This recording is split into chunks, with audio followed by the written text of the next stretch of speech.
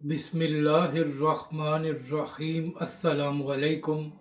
मैं हूं अली असगर और आप देख रहे हैं मेरा यूट्यूब चैनल। नाज़रीन अकरम, कल रात गए पंजाब हुकूमत की जानब से एक घटिया हरकत की गई थी और तहरीक लब्बैक के सरबराह हाफिज साद रिजवी के अहल खाना को गिरफ्तार कर लिया गया था, जिनमें तहरीक लब्बैक के सरबराह हाफिज साद रिजवी की वालदा मोहतरमा, उनकी अहलिया और उनकी बहनें भी शामिल थी। हालांकि नाज़रीन कराम, इन खवातीन का इस सारे मामले से कोई ताल्लुक नहीं था, मगर इसके बावजूद इनको गिरफ्तार किया गया ताकि तहरीक लब्बैक के अमीर हाफिज साद रिजवी पर दबाव डाला जाए।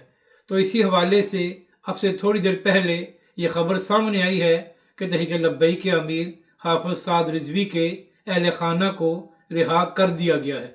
चलिए नाज़रीन कराम, एक अच्छी खबर तो सामने आई है कि बिला आखिर पंजाब हुकूमत ने होश के नाखून लिए हैं और तहरीक लब्बैक के सरबराह हाफिज साद रिजवी के अहल खाना को रिहा कर दिया गया है।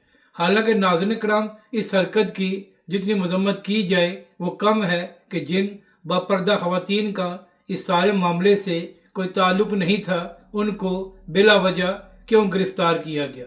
कल इसी हवाले से मुफ्ती मुनीब साहब ने भी एक वीडियो पैगाम जारी किया था और मुफ्ती साहब ने भी अपने बयान में यही कहा था कि जिन तहरीक लब्बैक के कारकुनों और रहनुमाओं को गिरफ्तार किया गया है उनको रिहा किया जाए और इसी तरह जिन तहरीक लब्बैक के कारकुनों और रहनुमाओं पर इस लॉन्ग मार्च की वजह से मुकदमात बनाए गए हैं उनको भी ख़त्म किया जाए।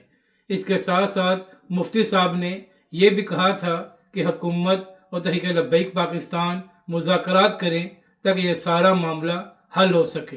तो नाज़रीन कराम, अब देखना यह है कि हुकूमत तहरीक लब्बैक के साथ मुज़ाकरात करती है या बिला वजह तहरीक लब्बैक के कारकुनों के खिलाफ ताकत का इस्तेमाल जारी रखा जाएगा।